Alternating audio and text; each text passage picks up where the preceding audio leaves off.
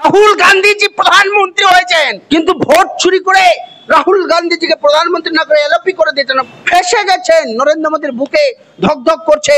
ওনার হিম্মত থাকলে আমি চ্যালেঞ্জ করছি নরেন্দ্র মোদীকে, উনি জবাব দিন রাহুল গান্ধীর প্রেস কনফারেন্সে। একটা জবাব দিতে পারেনি। মোদীজিকে গদিচ্যুত করবই। নরেন্দ্র মোদী অবৈধভাবে ভোট চুরি করে ওনার প্রধানমন্ত্রীর গদিতে বসার এক মুহূর্তের জন্য অধিকার উনি রাখেন না। ইমিডিয়েটলি ওনাকে প্রধানমন্ত্রীর গদি ছাড়া উচিত এবং ছেড়ে রিজাইন করে দেওয়া উচিত। গণতন্ত্রের জন্য লজ্জা তো এইটা যে একটা স্বচ্ছ নিরপেক্ষ নির্বাচন কমিশনকে বিজেপি তার অঙ্গুল হেলনে চালার মতো একটা কাঠপুতুল তৈরি করে দিয়েছে। লজ্জা এটা।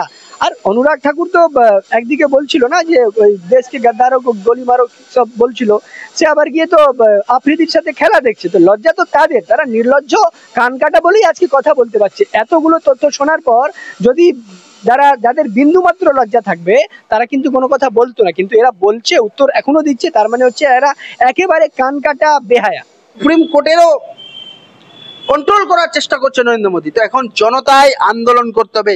আমরা পাবলিক শেষ কথা বলবে, জনগণ শেষ কথা বলবে। জনগণকে ব্যবহার করে আমরা দেশে আন্দোলন করে তুলে এই ডিক্টেটরকে ছাড়াতে চাই। কারণ কোনো ডিক্টেটর, বিচার ব্যবস্থাও ডিক্টেটরের সামনে আজকে কিন্তু অসহায় হয়ে গিয়েছে। দেখুন, রাহুল গান্ধীজি যে আগের প্রেস কনফারেন্স করেছিলেন, সেই প্রেস কনফারেন্সের পর অনুরাগ ঠাকুর, গলি মারো শালকো বলে যাকে যে পরিচিত পেয়েছে, এই অনুরাগ ঠাকুর রিপ্লাই একটা সাংবাদিক সম্মেলন করেছিলেন। কিন্তু দুঃখের বিষয়, তাদের আইকিউ এত ঢিলে যে তারা এসে স্বীকার করে গেছেন যে ইলেকশন কমিশন সেই ভোট চুরি হয়েছে, ওরা অ্যাপ্রুভ করে দিয়েছেন। এখন রাহুল গান্ধীজি আরেকটা বোমা ফাটালেন, সফটওয়্যারের মাধ্যমে কি করে দেশের গণতন্ত্রকে ধুলস্সিত করা হচ্ছে।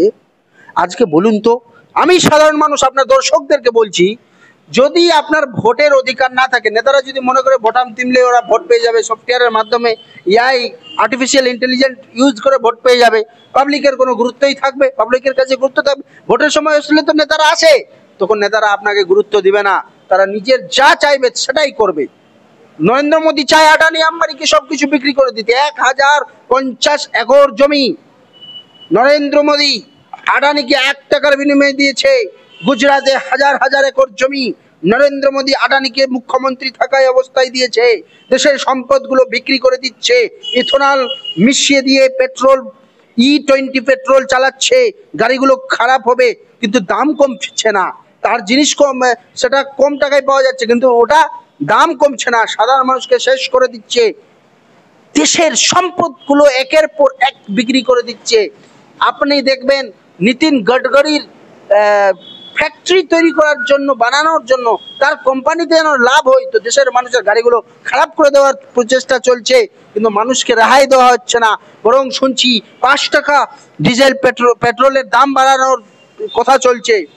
এই যে অবস্থা, দেশের মানুষ একদিকে হাহাকার করছেন, শিক্ষা ব্যবস্থা সম্পূর্ণ ধ্বংস করে দিয়েছেন নরেন্দ্র মোদী।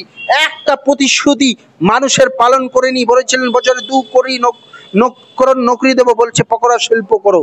তো এই নরেন্দ্র মোদী ভারতবর্ষের একটা ইললিগাল অবৈধ প্রাইম মিনিস্টার, যে এখন পর্যন্ত ক্ষমতা হলো না আপনাদের মতন সাংবাদিকদের সামনে সে সাংবাদিক সম্মেলন করা, যাকে মনমোহন বলতো, সেই মনমোহন সিং ভারতবর্ষের প্রধানমন্ত্রী, যিনি ভারতবর্ষকে অর্থনৈতিকভাবে শক্তিশালী করেছিলেন, সেই ডক্টর মনমোহন সিং, তিনি প্রেস কনফারেন্স করেছেন, ওনাকে মনমোহন বলা হতো। কিন্তু এই ব্যক্তি प्रेस कॉन्फ्रेंस करছে না, শুধু বলছে मन की बात, मेरी मन की बात सुनो, तुम्हारी मन की बात सुनने की जरूरत नहीं, क्योंकि तुम्हारी ভোট का भी जरूरत नहीं। তোমার ভোটের আমার দরকার নেই। যখন তোমার ভোটের দরকার নেই, তোমার কোনো দাম নেই। পাবলিক, সাধারণ মানুষকে এটাতে সাবধান হতে হবে, অ্যাওয়ার হতে হবে যে আজকে যদি আপনার ভোট দেওয়ার অধিকার, ভোটটাও চুরি হয়ে যায়, আপনার থাকলোটা কি? দেশের গণতন্ত্র, সংবিধান আর দেশের মূল জায়গাতে আঘাত এসেছে। এখন এক গান্ধী ব্রিটিশ থেকে ভারতবর্ষকে স্বাধীন করেছিল, এই গান্ধী, রাহুল গান্ধীর মাধ্যমে দেশকে আবার দেশের মানুষদের অধিকার ফিরিয়ে দেওয়ার আমরা চেষ্টা করছি এবং সংবিধান বাঁচানোর আমাদের প্রয়াস। এবং নরেন্দ্র মোদী অবৈধভাবে ভোট চুরি করে ওনার প্রধানমন্ত্রীর গদিতে বসার এক মুহূর্তের জন্য অধিকার উনি রাখেন না। ইমিডিয়েটলি ওনাকে প্রধানমন্ত্রীর গদি ছাড়া উচিত এবং ছেড়ে রিজাইন করে দেওয়া উচিত। দেখুন, আদালতে সুপ্রিম কোর্টে কোনখানা বিচার লংলি পেন্ডিং হয়নি? সুপ্রিম কোর্টের বিচারপতিদেরকেও তো ইনফ্লুয়েন্স করা হচ্ছে।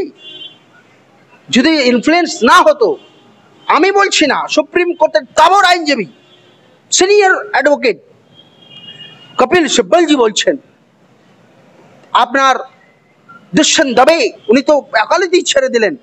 কেন? আদালত প্রশ্নের মুখোমুখি, সিনিয়র মহিলা জাজকে দেওয়া হচ্ছে না। এই যে অনেক কিছু যে হচ্ছে, সুপ্রিম কোর্টের উপর আমাদের ভরসা আছে, কিন্তু এই যে ছুলিয়ে দেওয়া হবে, এখন উপায় নেই, সুপ্রিম কোর্টকেও বাঁচাতে হবে, সুপ্রিম কোর্টেরও কন্ট্রোল করার চেষ্টা করছে নরেন্দ্র মোদী। তো এখন জনতায় আন্দোলন করতে হবে। আমরা পাবলিক শেষ কথা বলবে, জনগণ শেষ কথা বলবে। জনগণকে ব্যবহার করে আমরা দেশে আন্দোলন করে তুলে এই ডিক্টেটরকে ছাড়াতে চাই। কারণ কোনো ডিক্টেটর, বিচার ব্যবস্থাও ডিক্টেটরের সামনে আজকে কিন্তু অসহায় হয়ে গিয়েছে। এটা একটা ব্যাপার আছে। আপনি সুপ্রিম কোর্টের আইনজীবীদের বক্তব্য শুনুন, সুপ্রিম কোর্টের প্রাক্তন বিচারপতিদের বক্তব্য শুনুন। কোনটা মামলা ভালো করে হচ্ছে, কোনটা মামলা ঠিকভাবে হচ্ছে, টাইমলি হচ্ছে। Injustice is going on, but supreme court can't see the injustice. Supreme Court can't give the proper justice to the public, to the people of India. How we can believe, how we can trust of the Supreme Court? সবকিছু আদালতের মাধ্যমে হয় না। জনগণকে মাঠে ময়দানে নেমে নিজের অধিকারকে ছিনিয়ে নিতে হবে। এই সংবিধান বাঁচানো সোজা কথা নয়। আজকে সুপ্রিম কোর্টের কথা মানছে, যদি অর্ডারও দিয়ে দিচ্ছে বুলডোজারের বিরুদ্ধে, বুলডোজার তো চলছে। সুপ্রিম কোর্টের several guideline every days violate হচ্ছে। what we can done? What can be done? কি করা যেতে পারে? Nothing to do. There is only way, that is the movement, that is the আন্দোলন, that is the সত্যাগ্রহ, গান্ধী অহিংস আন্দোলন। আমরা এই গান্ধীবাদীতে বিশ্বাসী। জাতীয় কংগ্রেসের আদর্শ গান্ধীর আদর্শ, মহাত্মা গান্ধীর আদর্শ। আমরা গান্ধীর আদর্শে চলি। আমরা দেশকে যেভাবে স্বাধীন করেছিল জাতীয় কংগ্রেস, দেশের সর্ব উদয়ের মাধ্যমে দেশের উন্নতি করে যাচ্ছিল কংগ্রেস, ওইভাবে আমরা ভারতবর্ষের মানুষকে আবার করে, তাদেরকে আন্দোলিত করে, তাদের মাধ্যমে এই নরেন্দ্র মোদীর সরকারকে আনটিল এন্ড আনলেস আমি আপনাকে বলে যাচ্ছি মিস্টার দুর্জয় বাবু, যে যতক্ষণ পর্যন্ত না ভারতবর্ষর ওই গদি থেকে এই ইললিগাল অবৈধ প্রাইম মিনিস্টার নরেন্দ্র মোদীকে সরানো যাচ্ছে, দেশ ভালো থাকতে পারে না, দেশের মানুষ ভালো থাকতে পারে না, দেশের সাধারণ মানুষ স্বস্তি পাবে না। যারা নরেন্দ্র মোদীকে ভোট দিয়েছিলেন তারাও কষ্টে আছে, এবং তারা ভোট দিচ্ছেন না, তবুও উনি প্রধানমন্ত্রী হয়ে যাচ্ছেন, তারাও আশ্চর্য। They are shock. What is the reason behind that? কারণ একটাই, চুরি হচ্ছে। তোমার ভোট দরকার নেই, তোমার ভোট আর দরকার নেই, কারণ আমি তো সফটওয়্যারের মাধ্যমে প্রধানমন্ত্রী হয়ে যাব, আমি তো মিডিয়ার মাধ্যমে, আমি তো চুরি করে প্রধানমন্ত্রী হয়ে যাব।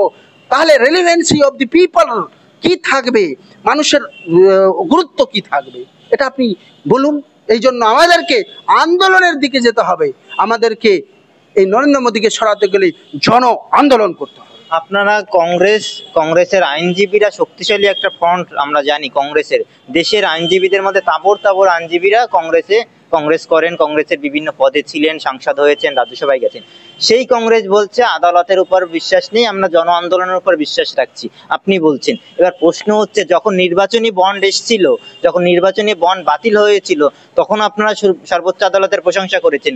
যখন আধার কার্ড SIR এ সংযুক্ত করা হলো, তখন আপনারা আদালতের প্রশংসা করছেন। যখন আপনাদের পক্ষে রায় আসে, তখন আপনারা সর্বোচ্চ আদালতে সমর্থন করেন। যখন রাহুল গান্ধী 2টো সিটেই জিতে যায়, তখন আপনারা জনগণের রায়কে মেনে নেন। যখন প্রিয়াঙ্কা গান্ধী জিতে যায়, তখন আপনারা মেনে নেন। যখন কংগ্রেস 99টা আসন পায়, তখন আপনারা মেনে নেন। আর যখন বিজেপি জিতে, তখন আপনাদের সমস্যা হয়। মানে এই দ্বিচারিতা কেন? আমি আপনাকে কারেক্ট করতে চাই।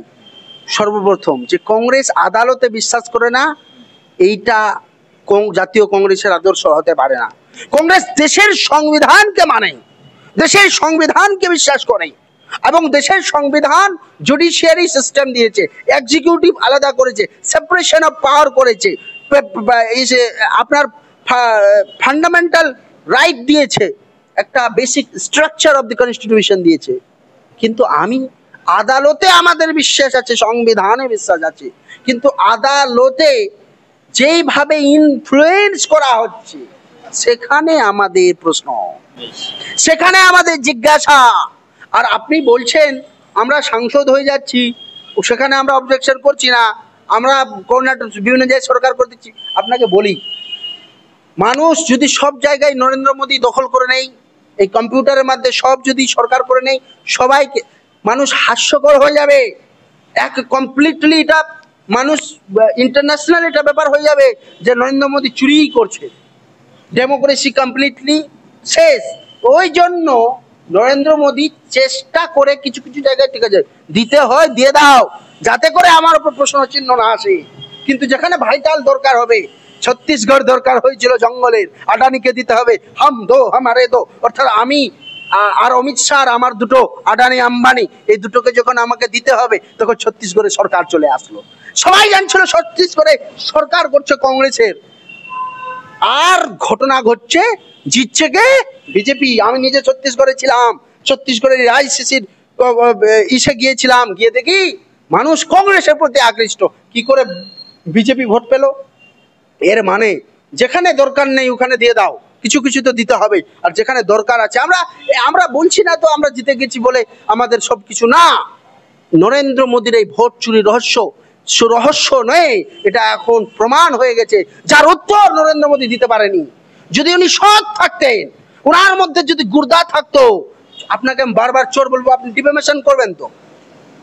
উনি তো জবাব দিতে পারছেন না, উনি তো চুরি করেছেন এটা তো উনি জানেন, এবং জানেন শুনুন না, প্রুফটাও দেখে গেছেন, এবং এই প্রুফটা অ্যাপ্রুভ করে দিয়েছেন কে? অনুরাগ ঠাকুর। তো এই অ্যাপ্রুভ করে দেওয়াতে কি হয়েছে? ফেসে গেছেন। নরেন্দ্র মোদীর বুকে ধক ধক করছে। ওনার হিম্মত থাকলে আমি চ্যালেঞ্জ করছি নরেন্দ্র মোদীকে, উনি জবাব দিন রাহুল গান্ধীর প্রেস কনফারেন্সে। একটা জবাব দিতে পারেনি।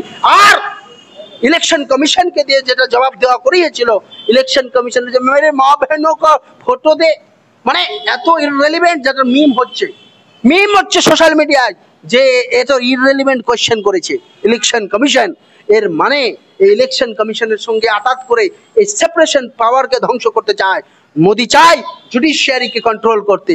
যদি জুডিশিয়ারির প্রশ্ন চিহ্ন কেন?